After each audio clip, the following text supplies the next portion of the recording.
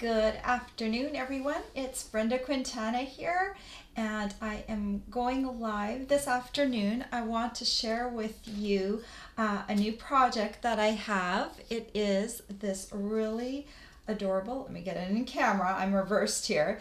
This really adorable Hershey's Kisses daisy. So this little daisy has a little Hershey's Kiss in the background. Isn't that cute? These would make really cute little favors, summer right now. We have a lot of air conditioned events inside, and so these would be really cute for that. I would not recommend this for an outdoor thing right now because chocolate does melt in the hot weather, but aren't these cute for a summer event? So I'm going to show you how to make those in just one moment while I'm waiting to get a few more of you on here. I just wanted to talk about, it's July 2019. If you're watching this 3 months from now, these promotions will have changed, but I always have a new promotion going on my blog, so make sure you go and check that out. But if it's July 2019 when you're watching this, my promotion this month is for every $50 you spend with me this month, I'm going to send you some designer series paper. Let me get these in the background. These are actually designer series papers that have retired. They were 12 by 12, and I have cut them into these absolutely adorable 6 by 6 packages, and I make them really nice. I package them up. I cut them up in 6 by 6. Next week, I'm going to have a 6 by 6 week. So you can see a whole bunch of projects that you can make using 6 by 6 paper. So just keep that in mind. If you spend $50 with me today, you get one package of my paper. And if you spend $100, you get two, and so forth and so forth. There's no limit. Also from Stampin Up, if you spend $50 this month, for every $50 you spend this month, you will get a coupon that you can use in August 2019. It's a $5 coupon, and that also has no limit. You can spend $100 and get 2 coupons, spend $150, get 3, or spend one $50. If you spend $50 and you get one coupon, a $5 coupon for next month. So that's kind of cool too. So you can get double rewarded, get rewarded with me with designer series paper, and get rewarded by Stampin' Up with a coupon. So that is kind of cool. So I didn't want you to miss out on that. Okay, let me put that aside so I don't trip on it. So today when I was designing my project, I thought it would be really cool to use really bright colors, and the perfect color set for that are the 2018-2020 in colors. Let me just change my camera so I can show you a little better what I am talking about. Okay, so right here I've got my little daisies. Here's one I did in Pineapple Punch. Here's one in Grapefruit Grove. Let me hold it up to the camera a little closer. Here is one in Lovely Lipstick, and finally one in Blueberry Bushel. Now you might ask, where's the 5th color? Well, look right here. Well, let me bring it into the camera. Right here, it's in the leaf. So Call Me Clover is the leaf. So I'm using all 5 of those in colors. Because I'm using all 5, on my blog, on the supply list, I've got 2 different ways that you can order these products. I have listed the color pack of the cardstock, which has all 5 of these colors. So if you don't have any of this cardstock yet, buy the multi-pack and it will get you a bit of each color. So that makes it nice and easy. I also stamped my daisies, which gives them a lot more detail. So I really love the stamp set. So the reason, and the other bundle I put on there is the In Color ink pad bundle. So that has all 5 of the colors. The only color that we are not stamping with today, or that I wouldn't use in this set, is the Call Me Clover, because I'm actually not stamping on the leaf. Although if you wanted to, you could sponge the edges of the leaf with the Call Me Clover ink pad, so you could theoretically use it too. But I put the bundle out there for you because I thought if you're using all four colors, you may as well add the fifth one. There's a little bit of a savings when you buy 5 ink pads together as a bundle. I also put them all individually. So if you just want one of the colors, you can just get the Pineapple Punch ink pad and the Pineapple Punch cardstock. You'll also need some green cardstock for the leaf if you want to add that. So the Call Me Clover's also listed individually. So those are the beautiful colors that I am using. I love this color group because it's a nice primary color grouping, and it will serve you well throughout the year. All right, the other things that we're using, this is a new bundle that we have in the catalog. You might think, oh, I've seen that daisy punch before. Well, you have, except it was a bigger punch. This right now is a smaller punch. This is the medium daisy punch, and they have put them together as a bundle. So this is called the Daisy Lane bundle with the Daisy Lane stamp set and the daisy punch. So together they have a bundle, and if you buy them together, you save 10%. I also listed them individually in case you just want one or the other. So it's your choice. You'll see that on the supply list. What else did I use? For the centers of the flowers, I'm using these beautiful designer elements, and I think they really add a nice little touch to the center because they work well with whatever color you want to use. So they make a really perfect little center. It actually looks like the center of a flower, these little guys. And then you're going to need your Simply Scored scoring board and your leaf punch. This is a really key little punch right here. You will love the leaf punch because you can use it with so many different flowers. So it's a very handy punch to have. Okay, I'm going to show you how to make it. So I'm going to use my Simply Scored scoring board. And if you've stamped with me before or created projects with me before, you know that this is an essential tool to have in your paper crafting arsenal. You definitely need a scoring board if you want to do 3D products or 3D projects. This is one of my favorite tools ever. So to start off with, you're going to need a piece of whatever color you're going to make the flower. You're going to do the same color to make a little tent for the Hershey's Kiss. And so this piece is a very simple cut. It's 4 inches by 1 inch.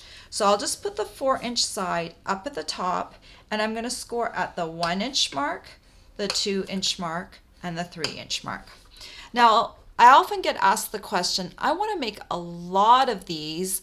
How can I make them faster? So if I was going to make a lot of these, I would take a piece of cardstock that measured 4 inches by 11 inches. So it would be long like this. You'd still put the 4-inch side up at the top, and you would score all the way down the 11 inches to the bottom. So you'd have a 4-inch by 11-inch piece with score lines running down it. And then I would turn it in my cutter, and I would cut on the 11-inch side, I would cut them into 1-inch strips. And when you do that, you would have 11 pieces of cardstock that you can use for the tents. So I just thought I'd point that out because that will really save you a lot of time with cutting and scoring them individually. So we have this strip. You're going to fold it along all the score lines. All right. And just so you can see how it's going to come together, I'm going to overlap the 2 end pieces to form a triangle. The best thing to hold your projects together, if they're 3D, is Tombow. Tombow really bonds those fibers together, so you'll see me recommending it for most of my 3D projects. There's a few exceptions, but this is kind of my go-to adhesive because I have seen some people ask me, why don't I use tear and tape?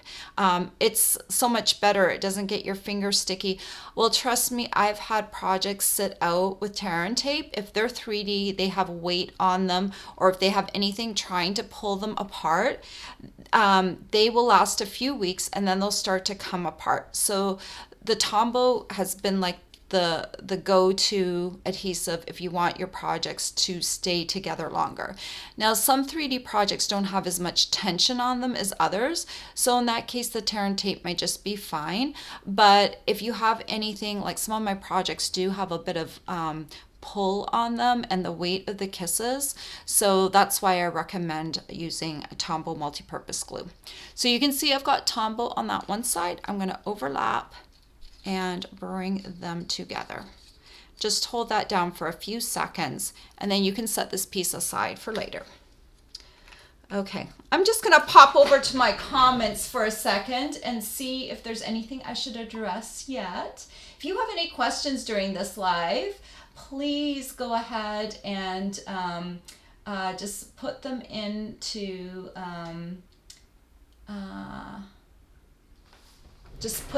the comments section, and I will answer them live. All right, on to the second part of this project. You're going to need a piece of paper. So I've got a pineapple punch tent. So I'm going to do pineapple punch flowers. I've got my little daisy already mounted on a C block, and I'll take the same color ink, so pineapple punch ink. I'm going to open this up and just ink that, stamp it, ink it, and stamp it.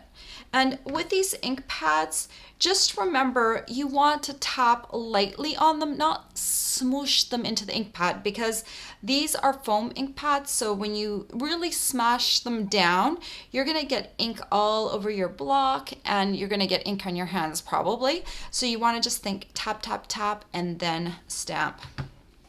Okay, so then we're going to take our punch. This is the medium daisy punch. Let's see if I can get it lit up into the light right here. And I'm just going to make sure that I hover it around my stamped image and make sure it's centered. And once that looks good, I'll punch it. This is so nice because it just adds a little bit of texture right onto the flower, and I don't have to do any sponging or anything like that. It's got some little detail right on there, and it looks great. Okay, so I've got 2 daisies, and I'm going to have to bring them together. So I'm going to add a dollop of glue to the center of my flower, and then I'm going to bring these together so that they overlap. So that's what it looks like. And then I'm going to take a piece of Call Me Clover right here and my leaf punch. Let me open that up and just punch a leaf like that. And then you just want to put a little bit of Tombow on your stems like that. And then you slide it down on the side so you can just see maybe a lot of the middle leaf and a little bit of the 2 smaller leaves. Okay. And then you're going to take your little tent, and I'm going to put some Tombow right here on the center of the flower. And I'm just going to add this. So the center of the flower, I'm going to kind of turn it so that it is just right at the top of the kiss. So it's, you'll see right here, my bottom petals are just coming off the edge just a little bit, but I don't mind that because you're gonna wanna just pull up those little petals a little bit. So it's good if it just overlaps the bottom just a little bit. And so the center of flower is just right down below the top of that triangle. Okay. Then you can take one of these little elements, and I'm using the gold ones for the flowers that I use, but the silver ones and the copper ones look just as nice. So, you know, that you can use whichever one you want. And then you just want to center it and then just press it down just a little bit. Make sure it adheres nicely. And then, you know me, I have to have a lot of Hershey's Kisses in the house, so I buy them in bulk. This is the party bag. Yeah, and I have hardly any left in this party bag, but guess what? I have a backup bag because when inspiration strikes me, sometimes I need to have a lot of kisses on hand, depending on the project I'm designing. And so, yeah, these are my building blocks, my little bricks, my little Legos that I use to build a lot of my designs. So, and then I just slip this into the bottom. Point goes in first, then slip the bottom in. And there is the finished flower. It's really, really easy. I think if you do this assembly line style, like if you do a whole bunch of the triangles at once, and then if you do a whole bunch of the stamping and the punching, I think this would be a fairly easy project to do a lot of. And they are just so cute. You know, when you have them sitting out on a platter, they just look really cute. I could see them like putting them nested. If you have like a big buffet or something like that, you could nest them in between, and then everyone can take a little flower home at the end of the night. And I think they would find that really, really cute. I know from experience that Hershey's Kisses put smiles on people's faces. So I think this will be a great project for that. So let me bop back over to my screen for a second. Let me see if there's any questions. First of all, let me scroll up and see. Faith says she needs something for a prayer luncheon. Would this be good? I think this would be excellent because it's a project that you can do fairly quickly. And if you get your friends involved, if you have crafty friends or even non-crafty friends that you can teach really quickly, you can have them help you.